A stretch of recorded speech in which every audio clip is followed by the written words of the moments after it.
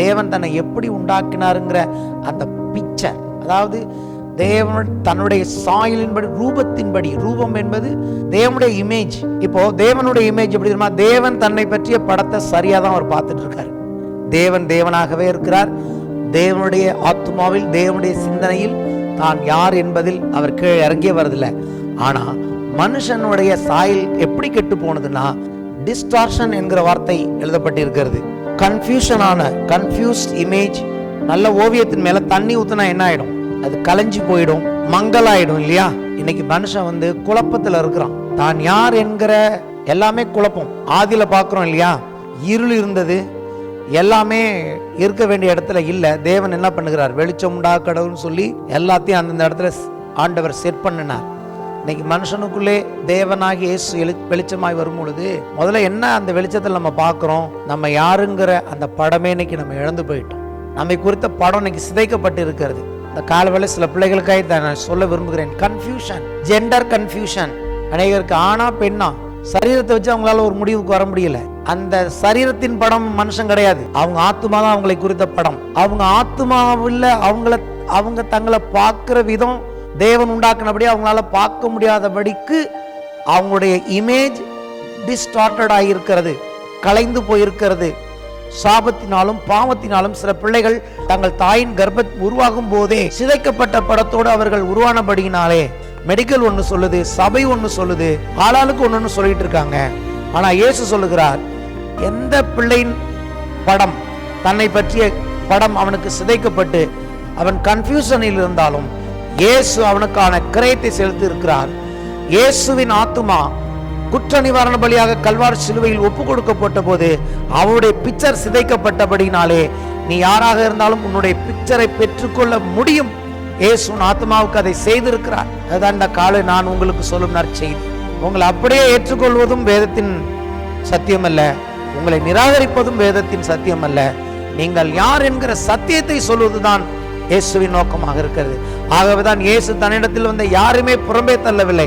காரணம் என்னன்னா, அவருக்கு தெரியும் ஒவ்வொரு மனுஷனுடைய ஆத்மாவும் கெட்டு போயிருக்கிறது.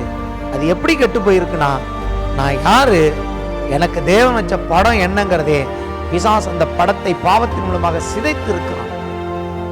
ஓவியம் கலைந்து போயிருக்கிறது ஒவ்வொரு பிள்ளைகளுக்கும்.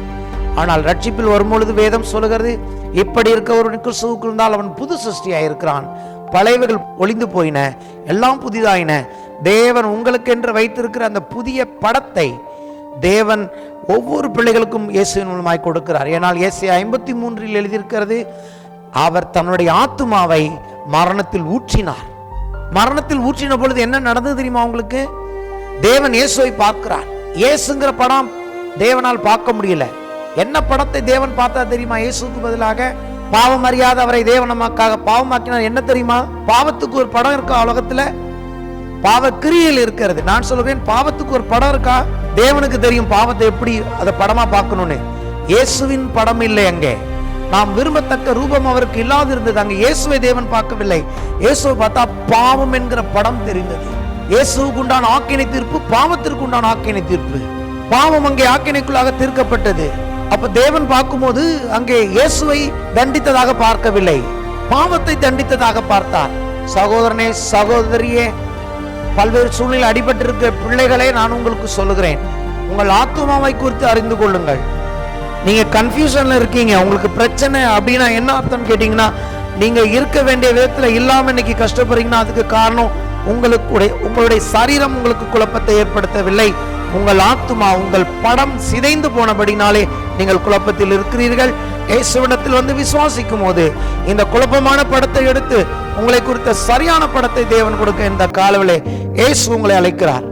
அப்ப தேவனுடைய ஆவி மனுஷனுக்குள் ஊதப்பட்ட போது அந்த ஆத்மா தேவனை போன்ற படமாய் இருந்தது. கல்வாரி சிலுவையின் மூலமாக மறுபடியும் தேவன் அந்த படத்தை நமக்கு கொடுத்திருக்கிறார். உங்களை சுற்றிலும் 1000 சத்தங்கள் கேட்கலாம். இது முதற்கொண்டு நாங்கள் ஒருவனையும் மாம்சத்தின்படி அறியோம். கிறிஸ்துவுக்குள் இருந்தால் புது சிருஷ்டின்னு சொன்னா பத்தாது. எப்படி புது சிருஷ்டி ஆயிருக்கான்? என்ன படம் கலைந்து போனது? என்ன படத்தை மறுபடியும் இயேசு கொடுத்திருக்கிறார்? அதற்காக இயேசு சிந்தின ரத்தம் கிரயம் என்ன? தேவ சாயல் போய் பாவ சாயல். பாவ சாயல் என்னன்னு புரிஞ்சுக்குங்க. உங்க படத்தை நீங்கள் இழந்து போனது, நீங்கள் யார் என்கிற படத்தை, அந்த இமேஜினேஷன், அந்த கற்பனையை நீங்கள் இழந்து போனீர்கள்.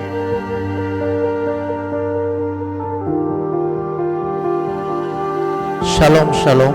Nothing is missing, nothing is broken in the name of Jesus Christ.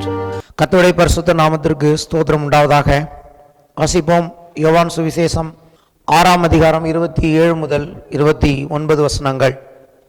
அழிந்து போகிற போஜனத்திற்காக அல்ல, நித்திய ஜீவன் வரைக்கும் நிலைநிற்கிற போஜனத்திற்காகவே கிரியை நடப்பீங்கள். அதை மனுஷகுமாரன் உங்களுக்கு கொடுப்பார். அவரை பிதாவாகிய தேவன் முத்தரித்திருக்கிறார் என்றார். அப்பொழுது அவர்கள் அவரை நோக்கி, தேவனுக்கேற்ற கிரியைகளை நடப்பிக்கும்படி நாங்கள் என்ன செய்ய வேண்டும் என்றார்கள்.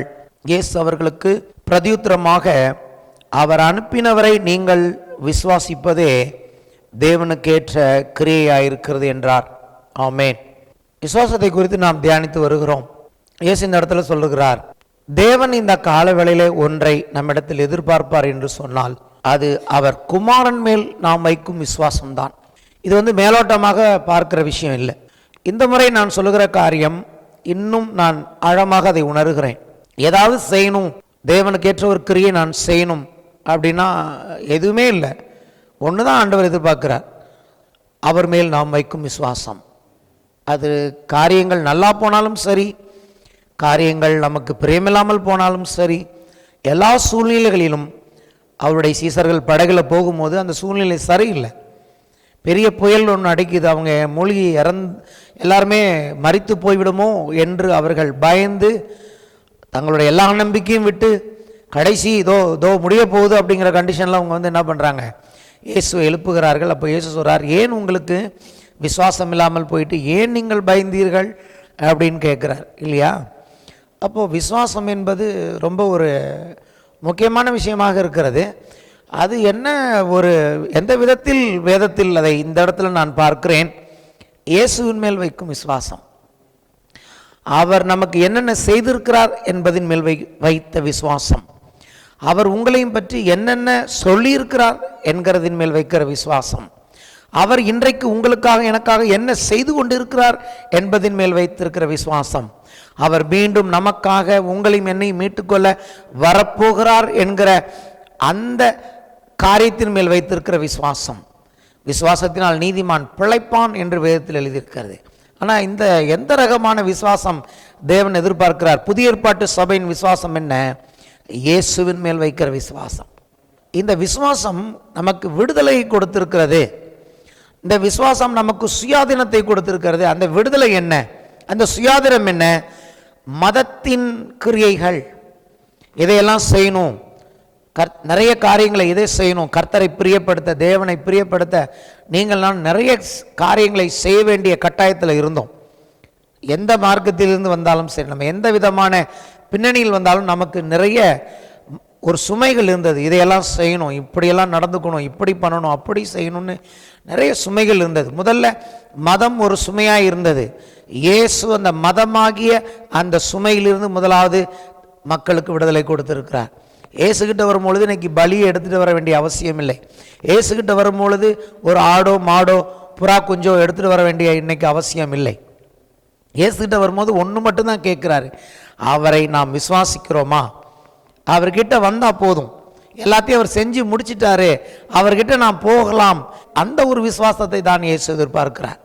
அதாவது விசுவாசம் என்பது நான் எப்படி பார்க்குறேன்னா, விசுவாசம் என்பது ஒரு விடுதலையாய் நான் பார்க்கிறேன். ஒரு தேவனுடைய பிள்ளை எல்லாவற்றிலுமே, அது பாவமாக இருக்கட்டும், அது என்ன விதமான காரியமாக இருக்கட்டும், எதுவுமே நம்ம சுமையாக இருக்க இயேசு அழைக்கவில்லை. இயேசு நம்மை சுயாதீனத்திற்கு அழைத்திருக்கிறார், விடுதலைக்கு அழைத்திருக்கிறார். விசுவாசம் வந்தாலே அங்கே என்ன வருகிறது? விடுதலை வருகிறது. விசுவாசம் வந்தாலே அங்கே என்கரேஜ்மெண்ட், நம்மை தைரியப்படுத்துகிறார். விசுவாசம் என்று சொன்னாலே அங்கே நமக்கு நம்பிக்கையை கொடுக்கிறார். விசுவாசம் சொல்ல நமக்கு சந்தோஷத்தை கொடுக்கிறார், மகிழ்ச்சியை கொடுக்கிறார். விசுவாசம் அவ்வளோ ஒரு அற்புதமான ஒன்றாக இருக்கிறது. எல்லா சூழ்நிலையும் நம்ம வாழ்க்கையில் மிகுந்த பாரத்தையும் மோசமான ஒரு நம்பிக்கையற்ற சூழ்நிலை கொண்டு போனால் கூட அதன் மத்தியிலும் அவர் மேல் வைக்கும் விசுவாசம் ஒரு பெரிய இளைப்பாறுதலை நமக்கு கொடுக்கிறது. we are entering into the rest. ஓய்வுக்குள் நாம் பிரவேசிக்கிறோம். அலசடிப்படாமல் அமைதியாக உட்கார்ந்து, புயலில் கூட அமைதியாக உட்கார்ந்து, இந்த புயலில் இயேசு எனக்கு என்ன செய்ய போகிறார் அப்படின்னு பார்ப்பது தான் விசுவாசமாக இருக்கிறது. ஒரு தேவனுடைய பிள்ளையின் வாழ்க்கையின் மாற்றங்கள், அவனுடைய எல்லாமே எப்படி மாற ஆரம்பிக்குதுன்னா, அவன் எந்தெந்த காரியத்தை விசுவாசிக்கிறானோ அதற்கேற்றபடி அவன் மாறுகிறான் என்று பார்க்கிறோம். வேலையை குறித்து அவன் என்ன விசுவாசிக்கிறான், பொருளாதாரத்தை குறித்து என்ன விசுவாசிக்கிறான், சுகத்தை குறித்து என்ன விசுவாசிக்கிறான், தனக்கு உண்டாகும் ஒவ்வொரு சூழ்நிலையிலும் அந்த பர்டிகுலர் சுச்சுவேஷனில் அவன் இயேசுவின் மேல் வைக்கும் விசுவாசம்தான் அவனுடைய கிரியையில் மாற்றத்தை காண்பிக்க போகிறது. ஹல்லேலூயா. சரி, யார்கிட்டையாவது போய் எதையாவது கேட்டு விடலான்னு அவன் நம்புறானா? இல்லை நான் யார்கிட்டையும் இந்த சூழ்நிலையில் உதவி கேட்க மாட்டேன், இயேசு எனக்கு உதவி செய்வார் என்று இயேசுவுக்கு காத்திருக்கிறானா? சரீரத்தில் போராட்டம் வரும்பொழுது இயேசுவின் தழும்புகளால் நான் சுகமானேன் என்று சொல்லி அந்த சுகத்தை பெற்றுக்கொள்ள விசுவாசிக்கிறேனா? ஏன்னா விசுவாசம் என்பது அவனுடைய வாழ்க்கையின் ஒவ்வொரு கிரியைகளையும் அவன் யார் என்பதை அவன் விசுவாசம் காண்பிக்கிற ஒன்றாக இயேசு அதை அவனுக்கு கொடுக்கிறார். அப்போ இன்னொரு விஷயம் என்னன்னா, இந்த விசுவாசம் எதை கொடுக்கிறதுன்னு கேட்டிங்கன்னா, வல்லமையை கொடுத்திருக்குன்னு பார்த்தோம். அதாவது இந்த ஜீவனுக்கும் தேவ பக்திக்கும் தேவையான எல்லாவற்றையும் இந்த விசுவாசம் கொடுக்கிறது. அடுத்தபடியாக முன்னாடி கிரியை நடப்பித்து நிறைய சடங்காச்சாரங்கள் செஞ்சு தேவ பக்தியாக நடக்க மனுஷன் முயற்சி செய்தார்கள். இப்போ அப்படி இல்லை. தேவ பக்தி ரொம்ப முக்கியம். வேதம் சொல்லுகிறது, தேவ பக்தியானது இந்த ஜீவனுக்கும் வருகிற நித்திய ஜீவனுக்கும் அது பிரயோஜனம் உள்ளது. ஒரு தேவனுடைய பிள்ளை தேவ பக்தியாக தான் நடக்கணும். அப்போ தேவ பக்தியாக இன்னைக்கு நடப்பதற்கேற்ற அந்த வல்லமையை, the power which is needed for this life and the life is to come, இந்த ஜீவனுக்கும் வரப்போகிற நித்திய ஜீவனுக்கும் தேவையான தேவ பக்தியை அவருடைய வல்லமை நமக்கு கொடுத்திருக்கிறது. விசுவாசத்தின் மூலமாக நாம் தேவ பக்தியிலும் நடக்க தேவன் நம்மை அழைத்திருக்கிறார்.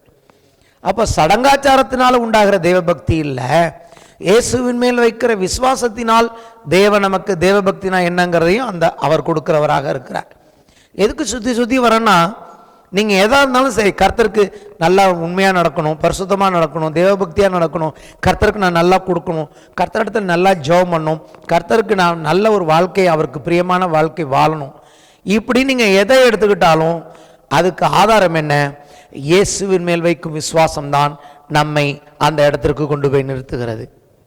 அதை தவிர, இயேசுவை தவிர எந்த ஒரு காரியமும் நம்மை கர்த்தருக்கு முன்பதாக நல்லவர்களாக நீதிமான்களாக நிறுத்துவதில்லை. அதுதான் சொல்கிறார், விசுவாசத்தினால் மாத்திரமே, தன் விசுவாசத்தினால், தேவகுமாரன் மேல் வைக்கும் அந்த விசுவாசத்தினால் நீதிமான் பிழைக்கிறான். எபிரேயர் 10:37 முதல் 39 வசனங்கள் கிறிஸ்தவ விசுவாசத்தின் அடிப்படையான காரியம் என்ன? இந்த இடம் ஒரு முக்கியமான இடமா நான் பார்க்குறேன். இயேசு கிறிஸ்துவை நாம் ஆண்டவராக ஏற்றுக்கொண்டு விட்டோம். இன்றைக்கு இயேசுக்காக வாழ்ந்து கொண்டு இருக்கிறோம். எதை நோக்கி நம்ம போயிட்டு இருக்கோம்னா, இயேசு ஒரு நாள் வரப்போகிறார். சபையின் ஆரம்பத்திற்கும் இயேசு கிறிஸ்துவின் வருகைக்கும் நடுப்புறதான் நம்ம இருக்கிறோம். சபை என்றைக்கு இந்த பூமியில் ஸ்தாபிக்கப்பட்டதோ, அது எதற்காக ஸ்தாபிக்கப்பட்டிருக்குதுன்னா, ஒருவர் வருகிறார் என்பதற்காக சபையை தேவன் ஸ்தாபித்திருக்கிறார். இந்த இடத்துல விசுவாசத்தை குறித்து அழகாய் எழுதப்பட்டிருக்கிறது. வருகிறவர் இன்னும் கொஞ்ச காலத்தில் வருவார். தாமதம் பண்ண மாட்டார், டிலே பண்ண மாட்டார். அங்கதான் எழுதுகிறார், விசுவாசத்தினால் நீதிமான் பிழைப்பான், பின்வாங்கி போனால் அவன் மேல் என் ஆத்துமா பிரியமாயிராது என்கிறார். நாமோ கெட்டு போக பின்வாங்குகிறவர்களாய் இராமல் ஆத்துமா ஈடேற விசுவாசிக்கிறவர்களாய் இருக்கிறோம். டிபிடியில் வாசிக்க விரும்புகிறேன் இந்த வேத பகுதியை. For soon and very soon the one who is appearing will come without delay, and he also says, my righteous ones will live from my faith. எதுக்கு இதை வாசிக்கிறேன்னா, நீதிமான்கள், அதாவது விசுவாசத்தினால் நீதிமான் பிழைப்பானா என்ன அர்த்தம்? நீதிமான் யார்? முதல்ல நீதிமான் எப்படி நம்ம நீதிமான்களாய் மாறினோம்? தேவன் இயேசு, தேவகுமாரன் இயேசுவின் மேல் வைத்த விசுவாசத்தினால் தேவன் இன்றைக்கு நம்மளை நீதிமான்களாய் மாற்றி இருக்கிறார். அங்கேயே நம்ம கிரியை செய்யலை இல்லையா? ஒன்லி அவர் மேல நம்பிக்கை வச்சோம், விசுவாசம் வச்சோம், பாவிகளாக இருந்த நம்ம இன்னைக்கு தேவன் நீதிமான்கள் என்று அவர் டிக்ளேர் பண்ணியிருக்கிறார். அப்போ அவர் சொல்லுகிறார், அப்படிப்பட்ட என்னுடைய நீதிமான்கள். நீதிமான்னா யாருன்னு அங்கே சொல்லணும், இன்னும் கொஞ்சம் விளக்கமாக சொல்லணும். நீதிமான் விசுவாசத்தினால் பிழைப்பானா யார் இந்த நீதிமான்? தேவனால் நீதிமான்களாக்கப்பட்டவர்கள். புதிய ஏற்பாட்டை பொறுத்த வரைக்கும் my righteous once will live from my faith. என்னுடைய விசுவாசத்திலிருந்து என்னுடைய நீதிமான்கள் பிழைப்பார்கள். இது இன்னும் கொஞ்சம் நல்லா இருக்கு கேட்க. விசுவாசத்தில் நீதிமான் நிலைப்பானா ஜென்ரலா இருக்கு. ஆனால் அதை ஆழமாக புரிஞ்சுக்கிட்டோம்னா கர்த்தர் சொல்றாரு, என்னுடைய நீதிமான்கள், என் பிள்ளைகள் என்னுடைய விசுவாசத்தினால் பிழைப்பார்கள். ஆமென் அப்படின்னு சொல்லிட்டு சொல்றாரு. அடுத்து my soul but if fear holds them back. பின்வாங்கி போறதுலாம் என்ன நீங்க சொல்றாரு? If fear holds them back, அதாவது இப்படி விசுவாசித்து நீதிமான்களானவர்களுடைய வாழ்க்கையிலே ஏதோ ஒரு காரியத்தில் மறுபடியும் பயம் அவர்களை பற்றி பிடிக்கும் என்று சொன்னால், அப்ப எது நம்மை இப்போ விசுவாசிக்க முடியாமல் பற்றி பிடிக்க ஒன்று இருக்கணும். அதன் பெயர் என்ன தெரியுமா? பயம். சீசர்கள் அன்றைக்கு பயந்தார்கள் இல்லையா? அந்த படகுல விசுவாசம் அங்க இல்லைன்னா என்ன இருக்கும் நீங்க நம்ம புரிஞ்சுக்கணும். என்ன இருக்கும்னா பயம். நான் என்ன செய்ய போறேன், எதிர்காலம் எப்படி இருக்க போகுது, இந்த ஊழியம் எப்படி இருக்க போகுது, நிறைய பயங்கள். எப்பெல்லாம் நீங்க பயப்பட நீங்கள் நானும் ஆரம்பிக்கிறோம் சூழ்நிலையை பார்த்தோன்னா என்ன அர்த்தம்? நம்ம விசுவாசத்துலேருந்து வெளியில வந்துட்டோம்னு அர்த்தம். எப்பெல்லாம் நம்ம வாழ்க்கையில பயம் கேப்சர் பண்ணுது, நம்மளை கலங்கடிக்குது, நம்ம அழ வைக்குது அப்படின்னாலும் என்ன அர்த்தம்? அது நம்மளை ஆண்டவர் விட்டு பின்ன இழுக்கிறதுக்கு முயற்சி பண்ணுது இல்லையா? ஒன்று விசுவாசம் செயல்படணும், இல்லை பயம் செயல்படணும். ரெண்டு சேர்ந்து செயல்பட முடியாது. இங்க பின்வாங்கிறது என்னன்னா இங்க அழகாக எழுதப்பட்டிருக்குது, if fear holds them back. என்னுடைய நீதிமான்கள், என்னுடைய பிள்ளைகள் என்னுடைய விசுவாசத்தில் வாழாதபடிக்கு மறுபடியும் பயம் அவர்களை பிடித்து இழுக்கும் என்றால், ஏன் இந்த இடத்துல என்ன கான்டெக்ஸ்ட்? இயேசு இன்னும் வர லேட், தாமதமாகுது. இயேசு வர்றதுக்குள்ள இன்னும் என்னென்ன நடக்க போகுதோ, அவர் வரேன்னு சொன்னார், ஆனா தாமதமாகுது அப்படின்னு. ஏன்னா வருகைக்கும் விசுவாசத்துக்கும் பெரிய சம்பந்தத்தை இவர் சொல்றாரு. நீங்க பயந்துராதீங்க, உங்களுக்கு நடக்கிற சூழ்நிலையை வச்சு நீங்க பயந்துராதீங்க. பயந்தீங்கன்னா என்ன பண்ணிடுவீங்க? இந்த விசுவாசத்துலேருந்து பின்ன போயிடுவீங்க. சூழ்நிலையை பார்த்து பயந்துராதீங்க. இன்னும் இவர் வரத்துக்கு எவ்வளோ வருஷங்கள் ஆகுமோ, அவர் சொல்றாரு ரொம்ப நாள் டிலே பண்ண மாட்டார், சீக்கிரத்தில் வருவார். அப்போ விசுவாசம் வருகிறவர் இன்னார் என்று அறிகிறதுனாலே உண்டாகிறது. அவர் உயிர்த்தெழுந்தார், அவர் பரலோகத்துக்கு போயிருக்கிறார். இன்னைக்கும் உட்கார்ந்து எல்லாத்தையும் நம்மளுடைய வாழ்க்கையில் நடக்கிறது மேல அவர் கண்ட்ரோல்ல தான் வச்சிருக்கிறாரு. அவர் இல்லைன்னு நினைச்சிடாதீங்க, சீக்கிரத்தில் வருவார். அப்போ என்ன, அவர் இருக்கிறார் என்கிற ஒரு கான்சியஸ்னஸ், இயேசுவை குறித்த கான்சியஸ்னஸ். விசுவாசம் என்பது நம்பப்படுகிற உறுதியும் காணப்படாத நிச்சயம். இயேசுவை கண்ணால பார்க்க முடியல அப்படிங்கிறதுனால அவர் இங்க இல்லைன்னு அர்த்தம் இல்லை, என் பக்கத்தில் இல்லைன்னு அர்த்தம் இல்லை. இந்த மாம்ச கண்களால் என் ஆண்டவரை பார்க்க முடியல, ஆனால் உண்மையாகவே அவர் சொல்லியிருக்கிறார், 2-3 பேர் தான் நான் அவங்க தான் இருப்பேன்னு சொல்லியிருக்கிறார். அப்போ அவர் இங்கே இருக்கிறார் என்பதை விசுவாசிப்பது அவருடைய வார்த்தையினாலே. எங்க போனாலும் சரி, 2-3 பேர் இல்லை, நான் மட்டும் போறேன், நான் உன்னை விட்டு விலகுவதும் இல்லை, உன்னை கைவிடுவதும் இல்லை. உன்னதமானவன் மறைவில் இருக்கிறவன் சர்வவல்லுடைய நிழலில் தங்குவான். உன் பாதம் கல்லில் இடராதபடிக்கு தூதர் உன்னை கைகளில் ஏந்தி கொண்டு போவார்கள். உடைய வார்த்தையின் மேல் வைக்கிற விசுவாசம், காணப்படுகிறது மேல் அல்ல. அப்போ என்ன இங்க முக்கியமாக சொல்ல வருகிற எபிரேய ஆசிரியர், இஃப் சம்திங் ஹோல்ட்ஸ் பேக், அது பயமா இருக்கலாம். எது ஒண்ணு ஆண்டவரை விசுவாசிக்க கூடாதபடிக்கு உங்களை பிடிச்சு இழுக்குதோ, சில ரிப்போர்ட் சொல்லும் இனி இயேசுவை நம்பி பிரயோஜனம் இல்லை, சிலருடைய வார்த்தைகள் சொல்லும் இனி இயேசுவை நம்பி பிரயோஜனம் இல்லை, சிலருடைய தூஷணங்கள் சொல்லும் இனி இயேசுவை நம்பி பிரயோஜனம் இல்லைன்னு. எது நம்மை அந்த தேவகுமாரன் மேல் வைத்திருக்கிற விசுவாசத்திலிருந்து சற்று பின்ன இழுக்கிறதோ அப்ப நம்ம ஜாக்கிரதையா இருக்கணும். அப்படி இழுக்கப்பட்டால் my soul is not content with them, அவர்கள் மேல் என் ஆத்துமா பிரியமாயிராது அப்படிங்கிறாரு. விசுவாசம் இல்லாமல் தேவனுக்கு பிரியமாயிருப்பது கூடாத காரியம். ஏன் இயேசுவை நம்ம விசுவாசிக்கணும்னா, இயேசுவின் மேல் வைக்கிற விசுவாசம் தான் நம்முடைய தேவன், பிதாவாகிய தேவன் நம்ம மேல் அன்பாய் இருக்கிறார். அவருக்கு சந்தோஷமா இருக்கு, தேவனையே பிரியப்படுத்துது ஒரு காரியம் அப்படின்னா, இன்னும் இப்படி கூட நம்ம சொல்லலாம், தேவனுடைய அட்டென்ஷனை நம்ம மேல கொண்டு வரதே ஃபெய்த் தான். இப்போ ஒரு கூட்டம், பெரிய கூட்டம் போயிட்டு இருக்கு, இயேசுவை அந்த கூட்டத்துல ஒரு பொண்ணோட அட்டென்ஷன் திருப்புது. எப்படி? அவள் போய் விசுவாசத்தோடு அவருடைய வஸ்திரத்தை தொட்டுட்டான். வீட்டிலேருந்து வரும்போதே முடிவோடு வந்திருக்கா, நான் கூட்டத்தில் போய் எப்படியாவது அவருடைய வஸ்திரத்தின் ஓரத்தையாலும் தொட்டு நான் சுகமாகிடுவேன்னு. அப்போ இந்த கால வேளையில நான் சொல்லுகிறேன், தேவன் எல்லாருக்கும் தேவன் தான். ஆனா சில வேளைகளில் அவர் என் பக்கம், என் கவனம், என் மேல் அவருடைய கவனத்தை நான் திருப்பணும்னா என்ன செய்யணும்? அவரை விசுவாசிக்கும் போது அவருடைய கவனம் திருப்பப்படுகிறது, அதில் அவர் பிரியப்படுகிறார்.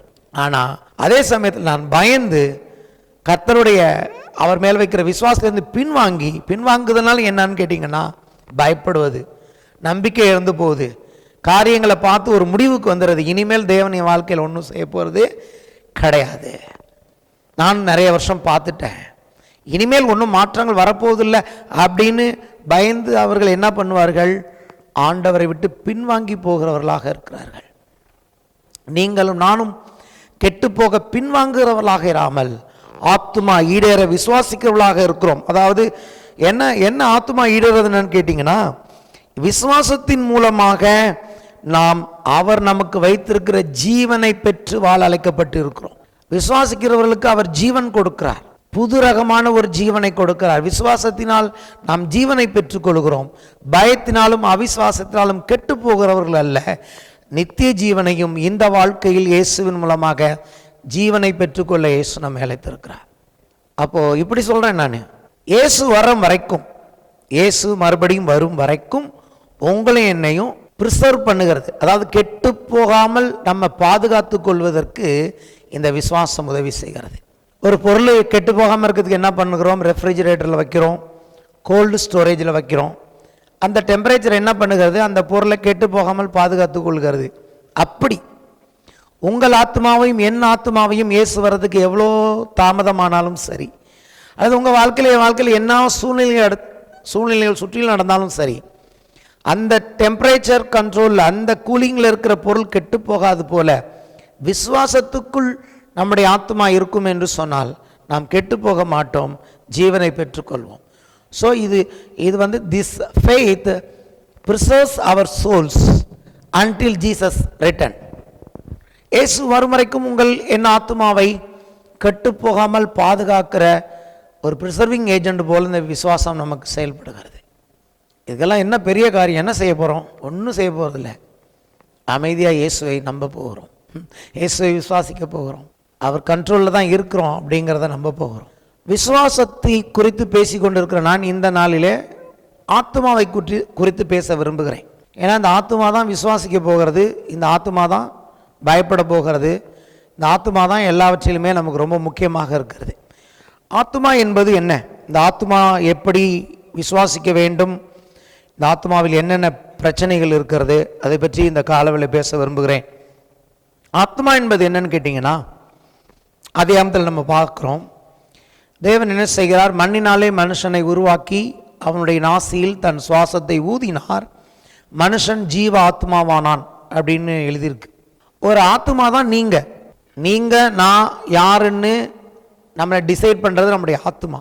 ஆத்மா வந்து 2 காம்பனண்டால் தாங்கப்படுகிறது. ஒன்று சரீரத்தினால் தாங்கப்படுகிறது, it is supported by the body, but this body belongs to earth. இந்த சரீரம் மண்ணுக்குரியதாக இருக்கிறது, ஆனால் இந்த சரீரம் இந்த ஆத்மா இல்லை. தேவன் ஆவியை ஊதினதுனாலே இந்த ஆத்மா உண்டானது. அப்போ this soul is sustained by the spirit. ஒரு விதத்தில் சரீரத்தினால் தாங்கப்படுகிறது பூமிக்குரிய காரியத்திற்கு, பரலோகத்துக்குரிய காரியத்தில் நாம் ஈடுபடுவதற்கு ஆவியினால் தாங்கப்படுகிறது. ஆவியும் சரீரமும் இதை தாங்கினாலும் இதற்கு மத்தியில் ஆத்மா என்பது தனிப்பட்ட ஒன்றாக இருக்கிறது. சரியா? நீங்களும் ஆகவே தான் ஆத்ம ரட்சிப்பு அப்படின்னு நம்ம படிக்கிறோம். ஆத்மாவை குறித்து நிறைய வேதம் சொல்லுகிறது. இங்கே தேவனே சொல்கிறார், ஏன் ஆத்மா பிரியமாகிறாது அப்படிங்கிறார். கர்த்தரே சொல்கிறார். கர்த்தர் யார் என்பதை அவருடைய ஆத்மா தீர்மானிக்கிறது. அப்போ விசுவாசத்தை பொறுத்த வரைக்கும் நம்ம விசுவாசத்தில் தொடர்ந்து வளரணும்னா, பயப்படாமல் இருக்கணும்னா, நம்ம ஆத்மாவை குறித்த சில காரியங்களை நாம் புரிந்து கொள்ள வேண்டும். அல்லேலூயா. இன்னையிலேருந்து அதை பற்றி கொஞ்சம் விவரமாக பேச விரும்புகிறேன். ஆத்மாவில் எப்படி விசுவாசம் நமக்கு வெற்றியை கொடுக்கிறது. இயேசு வரும் வரைக்கும் நாம் உண்மையாகவே இந்த விசுவாசத்தில் நிலைநிற்கணும்னா முதல்ல நம்மளுடைய ஆத்மாவை குறித்த சில சத்தியங்களை நாம் புரிந்து கொள்ள வேண்டும். இந்த ஆத்மாவுக்கு இயேசு என்னென்ன செய்திருக்கிறார், இந்த ஆத்மாவுக்கு இன்னைக்கு ஆண்டவருடைய காரியங்கள் எவ்வளவாய் அவர் செய்திருக்கிறார். ஏன்னா ஆத்மா ரொம்ப முக்கியமானதாக இருக்கிறது. சரியா? அதை குறித்து நான் பேச விரும்புகிறேன். நீதிமொழிகள் 23:7, அவன் இருதயத்தின் நினைவு எப்படியோ அப்படியே அவன் இருக்கிறான், புசியும் பானம் பண்ணும் என்று அவன் உன்னோட சொன்னாலும் அவன் இருதயம் உன்னோடே இருக்காது. இதை ஏற்கனவே நிறைய வாட்டி பேசியிருக்கேன். இன்னைக்கு எதை பற்றி பேச விரும்புகிறேன்னு கேட்டிங்கன்னா, இந்த ஆத்துமா, இருதயம், இதனுடைய நினைவுகள் எப்படி இருக்கிறதோ அப்படி தான் ஒரு மனுஷன் இருக்கிறான்னு இருக்குது. இது எதுக்கு நான் சொல்ல விரும்புகிறேன்னு கேட்டிங்கன்னா, உங்கள் ஆத்துமா எப்படி இருக்குன்னா, தேவன் சொல்கிறபடி நினைவுகள் படி தான் இந்த ஆத்துமா இருக்கிறது. நம்ம எண்ணங்களின் படி தான் நம்முடைய ஆத்துமா இருக்கிறது. எண்ணங்கள் சொல்லும்போது நமக்கு சில படங்கள் இருக்கிறது. நாம் என்ன விதமாய் சிந்திக்கிறோம், அந்த படங்களை குறித்து தான் நம்முடைய ஆத்துமா இருக்கிறது. நான் யாருங்கிறது எப்படின்னு கேட்டீங்கன்னா, நான் எப்படி பேசுகிறேங்கிறத வச்சு இல்லை, நான் எப்படி சிந்திக்கிறேங்கிறத வச்சு. அவன் இருதயத்தின் நினைவு எப்படியோ அப்படியே அவன் இருக்கிறான். அடுத்த வசனம் பாருங்க, புசியும் பானம் பண்ணும் என்று அவன் உன்னோட சொன்னாலும் அவன் இருதயம் உன்னோடு இருக்காது. இப்போ இங்கேருந்து என்ன தெரியுது, அவன் என்ன பேசுகிறாங்கிறத வச்சு நீங்கள் யாருன்னு அவனை கண்டுபிடிக்க முடியாது. ஹல்லேலூயா. அவன் நினைவுகளை வச்சு தான் அவன் யாருன்னு கண்டுபிடிக்க முடியும் அப்படின்னு இங்கே நீதிமொழிகள் எழுதியிருக்கிறது. அப்போ நீங்கள் ஒரு மனுஷன் யார், ஒரு ஆத்மா யாருன்னா, அவன் என்ன பேசிகிட்டு இருக்கிறாங்கிறத அவன் ஆத்மா இல்லை, அவன் எப்படி சிந்திக்கிறாங்கிறதா அவனுடைய ஆத்மா. ஆக்சுவலாக இது கரெக்டா, இது சரியா, இப்படி தான் ஒரு மனுஷனை தேவன் உண்டாக்குனாரா அப்படின்னு கேட்டிங்கன்னா, இது எப்படிப்பட்ட மனுஷனை பற்றி இங்கே நீதிமொழிகள் எழுதியிருக்குன்னு கேட்டிங்கன்னா, பாவத்தில் விழுந்து போன மனுஷனுடைய நிலைமை இது. எதுக்கு இந்த வசனத்தை இன்னைக்கு பேசுகிறேன்னா, ஒரு ஆத்மா ரட்சிக்கப்பட வேணும்னு நம்ம சொல்கிறோம் இல்லையா, ஏன் ரட்சிக்கப்பட வேணும், அதோடைய முக்கியத்துவத்தை பற்றி பேசிகிட்டு இருக்கேன். இந்த ஆத்தும ரட்சிப்பில் விசுவாசம் எவ்வளவு முக்கியமானதாக இருக்கிறது. விழுந்து போன மனுஷனுடைய கண்டிஷன் இன்னைக்கு பார்த்தீங்கன்னா, அவனுடைய இருதயத்தில் இருக்கிறதுக்கும் அவனுடைய செய்கையை வச்சு நீங்கள் ஒரு முடிவுக்கு வர முடியாது. ஆனால் இது சரியான்னு கேட்டிங்கன்னா, இது சரியில்லை. கர்த்தர் எப்படி மனுஷனை உண்டாக்குனார் அப்படின்னு கேட்டிங்கன்னா, கர்த்தர் உண்டாக்கின விதம் எப்படி, தேவன் மனுஷனை தன்னுடைய சாயலின்படியும் தன்னுடைய ரூபத்தின்படியும் உண்டாக்கினார். கரெக்டா? தேவன் என்ன செய்கிறார், வெளிச்சம் உண்டாக கடவுது என்று சொன்னார், வெளிச்சம் உண்டாயிற்று. அப்ப கர்த்தருடைய இருதயத்தின் நினைவுகள், அவருடைய கற்பனை எதுவோ அதை தான் அவர் சொல்லுவார். அவர் என்ன நினைக்கிறாரோ அதை தான் சொல்லுவார். அதை அப்படி சொல்லும் போது அது அப்படியே ஆகும். மனுஷனை எப்படி உண்டாக்குனார், அவன் இருதயத்தின் நினைவுகள் எப்படியோ அதை அவன் சொல்லும் போது அப்படியே ஆகும். ஆதாம் தேவ சாயலில் உண்டாக்கப்பட்ட போது அவன் என்ன பேரிட்டானோ அப்படியே அது ஆயிற்று என்று வேதம் சொல்லுகிறது. புரியுதுங்களா? இப்போ விசுவாசம் எப்படின்னு கேட்டிங்கன்னா, இப்போ நான் ஒரு மனுஷன், தேவ சாயலில் உள்ள மனுஷன், நான் என்ன நினைக்கிறேனோ அதை தான் நான் பேசணும். நான் என்ன பேசினாலும் அது அப்படியே ஆகும். ஹல்லேலூயா. இப்போ புரியுதுங்களா? ஆனால் இங்கே சொல்லுது, அவன் சாப்பிடுங்கன்னு சொல்லுவான். ஆனால் இதயத்தில் என்ன சொல்லுவான்னா, இன்னைக்கு இவனை கூட்டு கொண்டு போய் சாப்பாடு வாங்கி கொடுக்கறதுனால எவ்வளோ வேஸ்ட்டு அப்படின்னு உள்ள ஏற்கனவே நினச்சிடுவான். ஹல்லேலூயா. இல்லது சாப்பாடுலாம் வாங்கி கொடுத்துட்டு வீட்டில் சொல்லிட்டு இருப்பான், இன்னைக்கு இவனை கூட்டு போனதுனால இவ்வளோ எனக்கு தண்ட செலவு. அவனுடைய பேர் என்ன, வன்கண்ணன் என்று வேதம் சொல்லுகிறது. சரி, அப்போ எப்படி தான் நம்ம கண்டுபிடிக்கிறது ஒரு மனுஷன் சரியாக தான் சிந்திக்கிறானா இல்லையா அப்படிங்கிறதுக்கு சில காரியங்களை வச்சு நம்ம கண்டுபிடிச்சிடலாம். ஒன்று, ஆவியானவர் நம்ம கொடுக்கப்பட்டு இருக்கிறார். ஸோ இந்த ஆவியானவர் என்ன பண்ணுகிறார், தேவனை போல நமக்கு சில மனுஷங்களோட பேச்சை வச்சு ஏமாந்து போகாதபடிக்கு உண்மையாகவே இவனுடைய இருதயத்து நினைவுகளும் இவன் வார்த்தைகளும் சரியாக தான் இருக்குதா அப்படிங்கிறத கர்த்தருடைய ஆவியானவர், இந்த டிசர்ன்மெண்ட்னு சொல்லுவாங்க, அந்த ஞானத்தை தேவன் நமக்கு கொடுக்குறார். அதனால் யார் சாப்பிட கூப்பிட்டாலும் போயிடக்கூடாது. சாப்பிட கூப்பிட்றவங்க உண்மையிலே நம்ம சாப்பிடணும்னு தான் விரும்புகிறாங்களா? அங்கே வேதத்தில் எழுதியிருக்கிறது, இயேசு அவர்கள் இருதயத்தில் இருக்கிறதை அறிந்தபடினாலே அவர்கள் எல்லாரையும் நம்பவில்லை. ஏன்? அவன் இயேசுகிட்ட பேசினதெல்லாத்த வச்சும் இயேசு ஒரு முடிவுக்கு வரல. இயேசுக்கு தெரியும் இவனுடைய நினைவுகள் எப்படி இருக்குன்னு. இது நெகட்டிவான விஷயம். நான் இது விசுவாசத்துக்கு எடுத்துக்கிறேன். இது நல்ல விஷயம் இல்லை. நான் எதுக்கு இந்த இடத்துல இன்னைக்கு எடுத்துக்கிறேன்னா, கர்த்தருடைய ஆவியானவர் எனக்கு சொன்னபடி, நீ விசுவாசமுள்ள மகனாக இருந்தால், நீ ரட்சிக்கப்பட்டவனாக இருந்தால், உன்னுடைய படம் என்ன, உன் ஆத்துமா எப்படின்னா, நான் எப்படி உண்டாக்குனேன்னா, நீ எதை நினைக்கிறியோ, எதை விரும்புகிறியோ, நீ விரும்புகிறதை, நீ எண்ணுகிறதை தான் நீ பேசுவ. நீ எதை பேசுறியோ அது அப்படியே ஆக்ஷனுக்கு வரும். நீ சொன்னால் அது நடக்கும். ஏன் சொன்னார்ல, எவனாகிலும் இந்த மலையை பார்த்து பெயர்ந்து சமுத்திரத்தில் தள்ளுண்டு போய் என்று சொல்லி தான் சொன்னபடி ஆகும் என்று இருதயத்தில் சந்தேகப்படாமல் விசுவாசித்தால் அவன் சொன்னபடி ஆகும். இப்போ ரட்சிப்பின் மூலமாக இயேசு சிந்தின ரத்தத்தின் மூலமாக தேவன் எந்த இடத்திற்கு உங்களை கொண்டு வந்திருக்கிறான்னு கேட்டீங்கன்னா, உங்க ஆத்துமாவுக்கு புரியணும். உங்க ஆத்துமா, உங்களுடைய எண்ணங்கள், அந்த ஆத்துமா தான் தேவனுடைய சாயலில் உண்டாக்கப்பட்ட ஆத்துமா. அப்போ எனக்கு பாவத்தின் மூலமாக ஆத்துமா தன்னுடைய ஃபுல்னஸை அது எப்படி உண்டாக்கப்பட்டோ அதை இழந்திருக்கு. அது எந்த அளவுக்கு இழந்திருக்குன்னா, நினைக்கிறது ஒன்று, சொல்றது ஒன்று, செய்யறது ஒன்று. இது தேவன் அப்படி கிடையாது. தேவன் என்ன நினைப்பாரோ அதை அப்படியே பேசுவார். தேவன் என்ன பேசுவாரோ அதுதான் லா. மனுஷனை அப்படிதான் உண்டாக்குனார், ஆண்டு கொள்ளுங்கள் என்று சொல்லி. உங்க வாழ்க்கையில தேவனுடைய வார்த்தையின்படி எதை விசுவாசிக்கிறீங்களோ, அதை பேசுறீங்களோ, அது அப்படியே ஆக்ஷனுக்கு வரணும். ரட்சிப்பின் மூலமாக நம்முடைய ஆத்துமாவை தேவன் அந்த இடத்திற்கு கொண்டு வந்திருக்கிறார். அங்கே அதுதான் எழுதியிருக்கிறது, ஆத்துமா ஈடேற விசுவாசிக்கிறவர்களாக இருக்கிறோம். விசுவாசத்தில் ஆத்துமாவுக்கு முக்கிய பங்கு இருக்கு. ஆவி நம்பும். ஏன்னா ஆவி இன்னைக்கு தேவனோடு இருக்கிறது. அது தேவனுடைய காம்பனன்ட். அதுக்கு விசுவாசிக்கிறதுக்கு எந்த பிரச்சனையும் கிடையாது. சரீரம் பூமியோட காம்பனன்ட், இது மண்ணு. ஆனால் ரெண்டுக்கும் நடுப்புற தனித்துவம் வாய்ந்த உங்க ஆத்துமா இருக்கு பார்த்தீங்களா, இது தேவனை விசுவாசித்து எல்லாத்தையும் பெற்றுக்கொள்ளும்படியாக உண்டாக்கப்பட்டிருக்கிறது. அதுக்கு சிறந்த உதாரணம், கர்த்தரால் ரட்சிக்கப்பட்ட நீதிமானுடைய ஆத்மாவாக இருந்தா ஒரு பிள்ளையை பார்த்து, தம்பி சாப்பிட்றான்னு சொன்னா அவன் சாப்பிடலாம். அவன் சொன்னா அதை நீங்க விசுவாசிக்கலாம். இயேசு என்ன சொன்னாலும் நீங்க நம்பலாம். இயேசுவின் சாயலில் ஒரு மனுஷன் இருந்தான்னா அவன் சொன்னா நிச்சயம் அது நடக்கும். அவனுடைய வார்த்தை ஒரு நாளும் வீண் போகாது. அவன் ஜெபம் பண்ணினால் அவன் ஜெபத்திற்கு பதில் உண்டு. அவன் ஜெபிக்கும் ஜெபம் அப்படியே நிறைவேறும். எவ்வளவு நல்ல ஒரு விஷயத்தை நம்ம பேசிட்டு இருக்கோம். நீதிமொழிகள் 27ஆம் அதிகாரம் 19ஆம் வசனம், தண்ணீரில் முகத்துக்கு முகம் ஒத்திருக்குமாம் போல மனுஷரில் இருதயத்திற்கு இருதயம் ஒத்திருக்கும். தண்ணியில் பார்க்கும்போது நம்ம ஃபேஸ் அப்படியே தெரிகிறது போல, ஒரு சிலருடைய வாய் பேசினாலும் அவங்க முகத்தை பார்த்தா தெரிஞ்சிடும்ல. அகத்தின் அழகு முகத்தில் தெரியும் தமிழ்நாட்டிலே சொல்லியிருக்காங்க. வேதம் அதான் சொல்லுது. ஒரு சிலருடைய ஃபேஸ் ரியாக்ஷனை வச்சே கண்டுபிடிச்சிடலாம் இவங்க உண்மையிலே நம்மளை கூப்பிட தான் வந்திருக்காங்களா இல்லை நம்மளை டெஸ்ட் பண்ண வந்திருக்காங்களான்னு. ஸோ இதெல்லாம் வேதம் என்ன சொல்லுதுன்னா, ஒரு மனிதன், ஒரு ஆத்மா என்பது அவனுடைய வாய் அல்ல, அவனுடைய இருதயம்.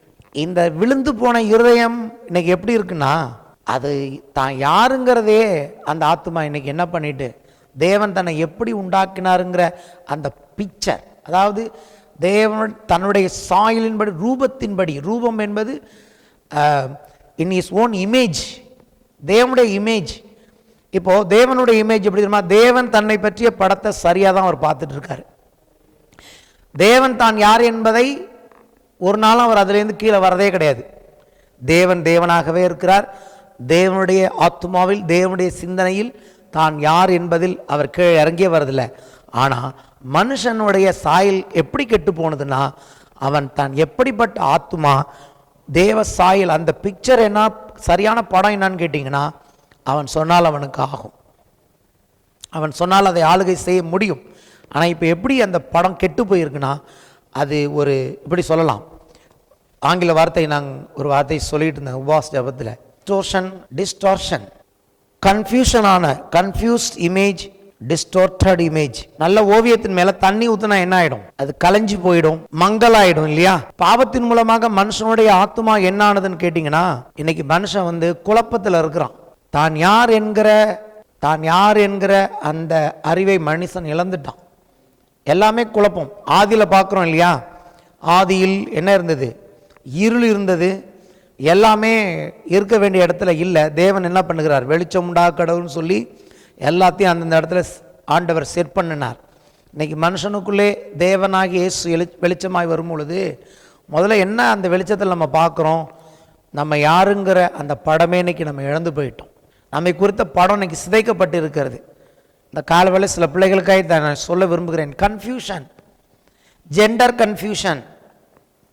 அநேகருக்கு ஆணா பெண்ணா, சரீரத்தை வச்சு அவங்களால ஒரு முடிவுக்கு வர முடியல. ஏன் தெரியுமா, அந்த சரீரத்தின் படம் மனுஷன் கிடையாது, அவங்க ஆத்மா தான் அவங்களை குறித்த படம். அவங்க ஆத்மாவில் அவங்க தங்களை பார்க்குற விதம் தேவன் உண்டாக்குனபடி அவங்களால பார்க்க முடியாதபடிக்கு அவங்களுடைய இமேஜ் டிஸ்டார்டட் ஆகியிருக்கிறது, கலைந்து போயிருக்கிறது. சாபத்தினாலும் பாவத்தினாலும் சில பிள்ளைகள் தங்கள் தாயின் கர்ப்பத்தில் உருவாகும் போதே சிதைக்கப்பட்ட படத்தோடு அவர்கள் உருவானபடியினாலே இன்னைக்கு மெடிக்கல் ஒன்று சொல்லுது, வேதம் சொல்லக்கூடாது, மெடிக்கல் ஒன்று சொல்லுது, சபை ஒன்று சொல்லுது, ஆளாளுக்கு ஒன்று சொல்லிட்டு இருக்காங்க. ஆனால் இயேசு சொல்லுகிறார், எந்த பிள்ளையின் படம், தன்னை பற்றிய படம் அவனுக்கு சிதைக்கப்பட்டு அவன் கன்ஃபியூஷனில் இருந்தாலும் இயேசு அவனுக்கான கிரயத்தை செலுத்தி இருக்கிறார். இயேசுவின் ஆத்துமா குற்ற நிவாரண பலியாக கல்வாரி சிலுவையில் ஒப்பு கொடுக்கப்பட்ட போது அவருடைய பிக்சர் சிதைக்கப்பட்டபடினாலே நீ யாராக இருந்தாலும் உன்னுடைய பிக்சரை பெற்றுக்கொள்ள முடியும். இயேசுவின் ஆத்மாவுக்கு அதை செய்திருக்கிறார். அதுதான் இந்த காலை நான் உங்களுக்கு சொல்லும் நற்செய்தி. உங்களை அப்படியே ஏற்றுக்கொள்வதும் வேதத்தின் சத்தியம் அல்ல, உங்களை நிராகரிப்பதும் வேதத்தின் சத்தியம் அல்ல. நீங்கள் யார் என்கிற சத்தியத்தை சொல்வதுதான் இயேசுவின் நோக்கமாக இருக்கிறது. ஆகவே தான் இயேசு தன்னிடத்தில் வந்த யாருமே புறம்பே தள்ளவில்லை. காரணம் என்னன்னா, அவருக்கு தெரியும் ஒவ்வொரு மனுஷனுடைய ஆத்மாவும் கெட்டு போயிருக்கிறது. அது எப்படி கெட்டு போயிருக்குன்னா, நான் யாரு, எனக்கு தேவன் வச்ச படம் என்னங்கிறதே பிசாசு அந்த படத்தை பாவத்தின் மூலமாக சிதைத்து இருக்கிறான். ஓவியம் கலைந்து போயிருக்கிறது ஒவ்வொரு பிள்ளைகளுக்கும். ஆனால் ரட்சிப்பில் வரும்பொழுது வேதம் சொல்லுகிறது, இப்படி இருக்கவனுக்கு கிறிஸ்துவுக்குள் இருந்தால் அவன் புது சிருஷ்டியாக இருக்கிறான், பழையவைகள் ஒளிந்து போயின, எல்லாம் புதிதாயின. தேவன் உங்களுக்கு என்று வைத்திருக்கிற அந்த புதிய படத்தை தேவன் ஒவ்வொரு பிள்ளைகளுக்கும் இயேசுவின் மூலமாய் கொடுக்கிறார். ஏனால் ஏசாயா 53 எழுதியிருக்கிறது, அவர் தன்னுடைய ஆத்துமாவை மரணத்தில் ஊற்றினார். மரணத்தில் ஊற்றின பொழுது என்ன நடந்தது தெரியுமா உங்களுக்கு? தேவன் இயேசுவை பார்க்கிறார். இயேசுங்கிற படம் தேவனால் பார்க்க முடியல. என்ன படத்தை தேவன் பார்த்தா தெரியுமா? இயேசுக்கு பதிலாக பாவம் அறியாத அவரை தேவன் நமக்காக பாவமாக்கினார். என்ன தெரியுமா? பாவத்துக்கு ஒரு படம் இருக்கா உலகத்தில்? பாவ கிரியையில் இருக்கிறது. நான் சொல்லுவேன், பாவத்துக்கு ஒரு படம் இருக்கா? தேவனுக்கு தெரியும் பாவத்தை எப்படி அதை படமா பார்க்கணும்னு. இயேசுவின் படம் இல்லை அங்கே. நாம் விரும்பத்தக்க ரூபம் அவருக்கு இல்லாது இருந்தது. அங்கே இயேசுவை தேவன் பார்க்கவில்லை. இயேசுவை பார்த்தா பாவம் என்கிற படம் தெரிந்தது. இயேசுவுக்கு உண்டான ஆக்கினை தீர்ப்பு, பாவத்திற்கு உண்டான ஆக்கினை தீர்ப்பு. பாவம் அங்கே ஆக்கினைக்குள்ளாக தீர்க்கப்பட்டது. அப்ப தேவன் பார்க்கும்போது அங்கே இயேசுவை தண்டித்ததாக பார்க்கவில்லை, பாவத்தை தண்டித்ததாக பார்த்தார். அப்ப நான் சொல்லுகிறேன், நீங்க யாராக இருந்தாலும் சரி, சகோதரனே சகோதரியே, பல்வேறு சூழ்நிலை அடிபட்டிருக்கிற பிள்ளைகளே, நான் உங்களுக்கு சொல்லுகிறேன், உங்கள் ஆத்துமாவை குறித்து அறிந்து கொள்ளுங்கள். நீங்க கன்ஃபியூஷன்ல இருக்கீங்க, உங்களுக்கு பிரச்சனை அப்படின்னா என்ன அர்த்தம் கேட்டீங்கன்னா, நீங்க இருக்க வேண்டிய விதத்தில் இல்லாம இன்னைக்கு கஷ்டப்படுறீங்கன்னா அதுக்கு காரணம் உங்களுடைய சரீரம் உங்களுக்கு குழப்பத்தை ஏற்படுத்தவில்லை. உங்கள் ஆத்துமா, உங்கள் படம் சிதைந்து போனபடினாலே நீங்கள் குழப்பத்தில் இருக்கிறீர்கள். இயேசுவிடத்தில் விசுவாசிக்கும் போது இந்த குழப்பமான படத்தை எடுத்து உங்களை குறித்த சரியான படத்தை தேவன் கொடுக்க இந்த காலவிலே இயேசு உங்களை அழைக்கிறார். யாராயிருந்தாலும் சரி, ஹைப்பர் ஆக்டிவ். சில பிள்ளைகள் ஹைப்பர் ஆக்டிவ். ஒவ்வொரு விதமான பிரச்சனைகள் இன்னைக்கு பிள்ளைகள் பிறக்கும் போதே தாய் தகப்பன் கஷ்டப்படுறாங்க, தங்கள் பிள்ளைகள் எப்படி இந்த பிள்ளைகள் இப்படி பிறந்திருக்காங்களேன்னு சொல்லிட்டு. இயேசு எல்லாவற்றிற்கும் தீர்வு கொடுத்திருக்கிறார். பிக்சர் நீங்க இப்ப கூட பார்க்கலாம், கம்ப்யூட்டர்ல போய் ஒரு படம் எடுத்து பாருங்க, நிறைய புள்ளிகள் சேர்ந்துதான் ஒரு படம், எல்லா டாட்ஸும் சேர்ந்துதான் ஒரு பிக்சர். நீங்க எக்ஸ்பேண்ட் பண்ணி பார்த்தீங்கன்னா தெரியும், புள்ளி புள்ளி தான் இருக்கும் கடைசியில், அநேக புள்ளிகள் சேர்ந்தது ஒரு படம். அப்ப தேவனுடைய ஆவி மனுஷனுக்குள் ஊதப்பட்ட போது அந்த ஆத்மா தேவனை போன்ற படமாய் இருந்தது. தேவன் அப்படிதான் அவனை உண்டாக்கினார். தேவனுக்கு எந்த கன்ஃபியூஷனும் இல்லை தான் யார் என்பதில். மனுஷன் தான் இன்னைக்கு கன்ஃபியூஷனில் இருக்கான். தான் யார், தான் எப்படிப்பட்டவன் என்கிற படம் தொலைந்து போயிருக்கிறது. கல்வாரி சிலுவையின் மூலமாக மறுபடியும் தேவன் அந்த படத்தை நமக்கு கொடுத்திருக்கிறார். உங்களை சுற்றிலும் 1000 சத்தங்கள் கேட்கலாம். நான் சொல்லுகிறேன், இயேசு சொல்லுகிறார், கிறிஸ்துவுக்குள் இருந்தால் ஒருவன், இப்படி இருக்க ஒருவன் கிறிஸ்துவுக்குள் இருந்தான், அவன் புது சிருஷ்டியாக இருக்கிறான், பழையவைகள் ஒளிந்து போன, எல்லாம் புதிதாயின. இது முதற்கொண்டு நாங்கள் ஒருவனையும் மாம்சத்தின்படி அறியோம், அவன் புது சிருஷ்டியாக இருக்கிறான். இதெல்லாம் புரிஞ்சுக்கணும். புது சிருஷ்டிங்கிற சத்தியத்தை கிறிஸ்துவுக்குள் இருந்தால் புது சிருஷ்டின்னு சொன்னா பத்தாது. எப்படி புது சிருஷ்டியாக இருக்கான், என்ன படம் கலைந்து போனது, என்ன படத்தை மறுபடியும் இயேசு கொடுத்திருக்கிறார். அதற்காக இயேசு சிந்தின ரத்தம் கிரயம் என்ன? இயேசு பாவமான ஒரு படம், பாவ சாயல் என்று எழுதியிருக்கிறது. அந்த சாயல் தேவ சாயல் போய் பாவ சாயல். பாவ சாயல்லாம் என்னன்னு புரிஞ்சுக்குங்க. உங்க படத்தை நீங்கள் இழந்து போனது, நீங்கள் யார் என்கிற படத்தை, அந்த இமேஜினேஷன், அந்த கற்பனையை நீங்கள் இழந்து போனீர்கள். ஆகவே உங்களால அப்படி இருக்க முடியல. சிந்திக்கிறது ஒண்ணு, பேசுறது ஒண்ணு, அவன் மனுஷனே கிடையாது. தேவனுடைய சிருஷ்டிப்பின் தேவனுடைய சித்தத்தின்படி உண்டாக்கப்பட்ட மனுஷன் அவன் சிந்திப்பது ஒன்று பேசுவது ஒன்றாக இருக்க முடியாது. அப்படி ஒரு மனுஷனை பார்த்தீங்கன்னா அவனை தேவன் மனுஷனாக பார்ப்பது இல்லை. மனுஷனா என்னன்னு கேட்டிங்கன்னா, எதை சிந்திக்கிறானோ அதை பேசுவான். அவன் பேசுவதோ அது ஆக்ஷனுக்கு வரணும். அவனைத்தான் கர்த்தர் மனுஷன் என்று சொல்லுகிறார். ஆகவே தான் இயேசு சொல்லுகிறார், பழைய ஏற்பாட்டிலிருந்து எடுத்து, தேவ வசனத்தை பெற்றுக்கொண்டவர்களை தேவர்கள் என்று அவர் சொல்லியிருக்கிறார். கர்த்தருடைய வார்த்தையை பெற்றுக்கொண்ட எல்லாருமே ஸ்மால் ஜி, லிட்டில் காட்ஸ். ஏன் அவர் சொல்றாரு? எப்படி அவன் லிட்டில் காட்ஸ்னா, அவன் என்ன சொன்னாலும் அது நடக்கும். தேவன் தன்னுடைய வார்த்தையை சொல்லும் போது எப்படி நிறைவேறுமோ அப்படி இந்த சின்ன ஜி, லிட்டில் காட்ஸ், அவன் எப்போ அவன் சொன்ன வார்த்தை நிறைவேறும்னா அவனுடைய படம் சரியாகும். நிறைய பேர் சொல்றாங்க, நாங்கள் சொன்னால் ஒன்றும் நடக்கலை. விசுவாசத்தின் மூலமாக நீங்கள் புரிந்து கொள்ள வேண்டியது என்னன்னு கேட்டிங்கன்னா, நீங்கள் சொன்னது எப்போதுமா நடக்கும்? முதல்ல நீங்கள் சொன்னதை நீங்கள் பார்க்கும்போது தான் அது நடக்கும். நிறைய பேர் சொல்லிட்டு ஒன்றும் நடக்கலைன்னு கஷ்டப்படுறீங்களா? உங்களுக்கு நான் சொல்கிறேன், சொன்னால் மட்டும் நடக்காது. சொன்னதை பார்க்கணும், பார்க்கறது தான் சொல்லணும். சொன்னது அப்போ நடக்கும். பார்க்காதது நீங்கள் சொல்ல முடியாது. எங்கே பார்க்கறது? இந்த கண்ணால் பார்க்கறது இல்லை, தேவனுடைய வார்த்தையின்படி அந்த படத்தை நீங்கள் பார்த்து அந்த படத்தின்படி சொல்லும் போது அது அப்படி ஆகும். அந்த ஆத்துமா பயத்தால் ஹோல்ட் பண்ணப்படக்கூடாது. அந்த ஆத்துமா கெட்டு போக பின்னே அது இழுக்கப்படுகிற ஆத்துமாக இருக்கக்கூடாது. அது ஈடேறுகிற ஆத்துமாவாக இயேசு சிந்தின ரத்தத்தின் மேலே, அதுதான் சொல்றேன், அவர் மேல் வைக்கும் விசுவாசம். நீங்க அவர் மேல விசுவாசம் வச்சு வாழ்க்கைக்கு பதில்களை தேட ஆரம்பிக்கும் போது அவரே காட்டுவார். ஒவ்வொரு வேத பகுதியும் ஏசாயா 53 போல ஒரு அற்புதமான பகுதி எங்குமே கிடையாது. மனுக்குலத்திற்கான தீர்வை ஏசாயா 53 நான் பார்க்கிறேன். அவர் அழகையும் சௌந்தரியத்தையும் இழந்தார். அதுனா அது வெறும் இந்த பிசிக்கல் அழகு சௌந்தரியம் அல்ல, அது உள்ளான பிக்சர், உள்ளான அழகு. மனுஷனுடைய அழகும் சௌந்தரியமும் அவன் ஆத்துமாவில் உண்டாகிற படம். ஒரு ராஜாவை போல அவனை தேவன் சிருஷ்டித்தார், ஆளுகை செய்யும்படியாக தன்னை போல உண்டாக்கினார். இன்னைக்கு சாயல் இழந்துட்டோம், ரூபத்தை இழந்துட்டோம்னா என்னன்னு கேட்டிங்கன்னா, நம்ம யாருங்கிற பிக்சரை நம்ம இழந்துட்டோம். இயேசு மறுபடியும் அந்த பிக்சரை நமக்கு கொடுக்க விரும்புகிறார். அதுக்கு தான் நம்ம உட்கார்ந்து நேரம் செலவு பண்ணணும். கண்டதையும் பேசிட்டு இருக்கிறது இல்லை. அப்படி சரியாய் பார்த்து பேசும்போது, விசுவாச அறிக்கை செய்யும் பொழுது அதெல்லாம் நம்ம வாழ்க்கையில் நடக்குது. ஏன்னா இந்த விசுவாசம் என்ன பண்ணுகிறது? காணப்படாத உலகத்தில் இருக்கிறவைகளை நம்ம வாழ்க்கையில் நிஜமாய் கொண்டு வருகிறது. கண்ணால் பார்க்க முடியாத ஒவ்வொரு காரியத்தையும் நம்ம வாழ்க்கையில அது நிஜமாக்கி கொடுக்கிறது. விசுவாசம் ஆவிக்குரிய உலகத்தை தொடுகிறது. விசுவாசம் அற்புதங்களை செய்ய ஆரம்பிக்கிறது. ஏசு அதுக்கு தான் சொன்னார், அப்பத்துக்காக என்ன தேடாத, அற்புதத்துக்காக தேடு. நான் எப்படி அற்புதம் செஞ்சனோ அப்படி நீயும் அற்புதம் செய்யும்படியாய் என்னை தேடு என்று சொன்னார். நான் மட்டும்தான் 5 அப்பம் 2 மீன் 5000 பேருக்கு போஷிக்க முடியும் நினைக்காத, நீ விசுவாசித்தால் நீ இதே செய்ய முடியும் அப்படின்னு சொன்னார். பவுலின் கையினால் அற்புதங்கள் நடந்தது, பேதுருவின் கையினால் அற்புதங்கள் நடந்தது. எப்படின்னா விசுவாசத்தினாலே நடந்தது.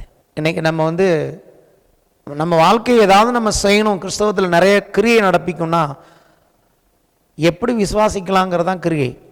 எப்படி விசுவாசிக்கலாங்கிறதுக்கு டைம் ஸ்பெண்ட் பண்ணலாம், எப்படி விசுவாசிக்கலாம் அப்படிங்கிறதுக்கு தியானிக்கிறதுக்கு நம்ம நேரம் செலவு பண்ணலாம். அதுக்கு மற்ற காரியங்களை விட்டு நம்மளை ஒதுக்கி கொள்ளலாமே ஒழிய, we have to train our soul to believe. ஏன்னா ஆத்மா எவ்வளோ விசுவாசிக்குதோ அப்படி தான் நீங்கள் கிரியை நடப்பிப்பீங்க. ஒரு காரியத்தை புதிய ஏற்பாட்டிலேருந்து நான் காண்பித்து அதை முடிக்க விரும்புகிறேன். 3 யோவான் 2 கர்த்தர் பேசி கொண்டிருக்கிறாரா? பிரியமானவனே, உன் ஆத்மா வாழ்கிறது போல எல்லாவற்றிலும் வாழ்ந்து சுகமாக இருக்கும்படி வேண்டுகிறேன். இது ஒரு வாழ்த்து, இது ஒரு ஆசீர்வாதம் சொல்றார். யார்? யோவான் சொல்றார். இது ஒரு ஒரு வாலிபனுக்கு ஒரு மூத்த வயதான ஒரு அப்போஸ்தலன் கொடுத்த வாழ்த்து. அந்த வாழ்த்தை எல்லாருமே எடுத்து பேசுவோம், இது ஒரு பிரபலமான வசனம். ஆனால் அந்த வாழ்த்துக்குள்ள ரகசியத்தை இன்னைக்கு நான் உங்களுக்கு சொல்ல விரும்புகிறேன். அந்த சகோதரனை பார்த்து, அந்த மகனை பார்த்து சொல்றாரு, அப்பா நீ உன் ஆத்மா வாழ்றது போல் நீ எல்லாத்திலையும் நல்லா இருப்பா, உன் வாழ்க்கையின் ஒவ்வொரு பகுதியிலும் நீ சுகமாக இருக்க நான் வேண்டுகிறேன்கிறாரு. ஏன் தெரியுமா? அந்த சின்ன அதிகாரம் தான், ஒரு அதிகாரம் தான். அதை வாசித்து பார்த்தீங்கன்னா தெரியும், அந்த சகோதரன் எப்படி தேவனுடைய பிள்ளைகளுக்கு உதவி செய்கிறவனாக இருந்தான். அவனுடைய வார்த்தையை வச்சு அவர் சொல்லலை, அவனுடைய செயலை வச்சு அவன் ஆசீர்வதிக்கிறாரு. அவன் செயல் எதை காண்பிக்கிறது? அவனுடைய செயல்கள் எதை காண்பிக்கிறது? அவன் பேரு காயு என்று எழுதியிருக்கிறது, காயு அப்படின்னு எழுதியிருக்கிறது. காயுவின் வார்த்தைகளை வைத்து இந்த ஆசீர்வாதம் கொடுக்கப்படவில்லை, காயுவின் செயல்களை வைத்து இந்த ஆசீர்வாதம் கொடுக்கப்படுகிறது. காயுவின் செயல்கள் எதை காண்பிக்கிறது? காயுவின் ஆத்மா எப்படிப்பட்டது என்பதை காண்பிக்கிறது. ஹல்லேலூயா.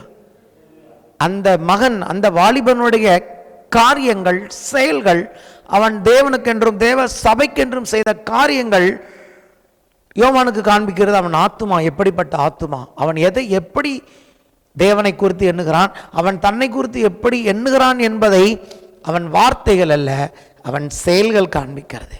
அப்போ சொல்றாரு, உன் வார்த்தையின்படி அல்ல, உன் ஆத்துமா வாழ்கிறது போல நீ எல்லாவற்றிலும் வாழ்ந்து சுகமாயிருக்கும்படி உன்னை நான் ஆசீர்வதிக்கிறேன்.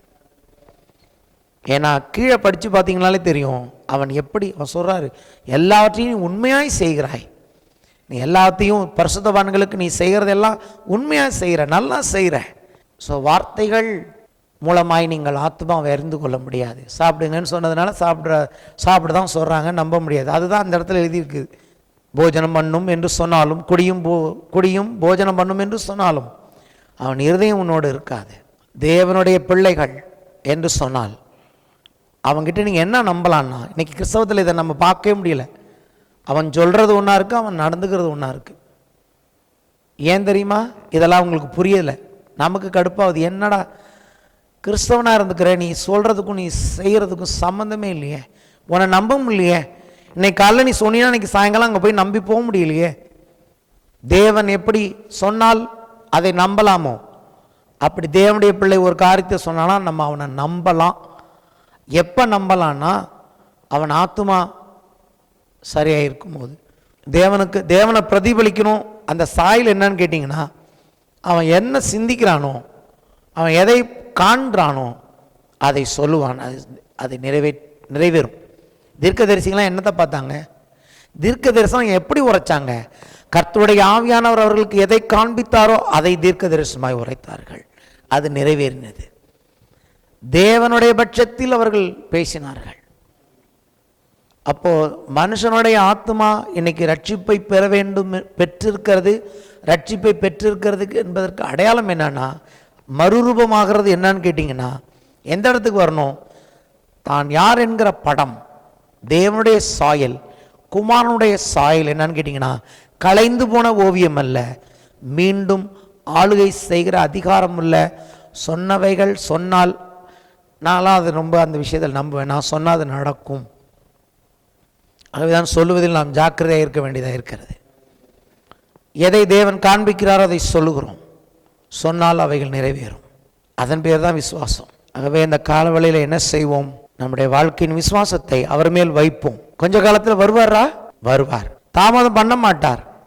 எந்த காரியத்துக்காகவும் பயந்துடாதபடிக்கு, இவரை விட்டு போய்விடாதபடிக்கு, மறுபடியும் மீன் பிடிக்க போய்விடாதபடிக்கு, மறுபடியும் உலகத்திற்குள் போய்விடாதபடிக்கு நம்மளை காத்து கொள்கிறது இந்த விசுவாசமாக இருக்கிறது.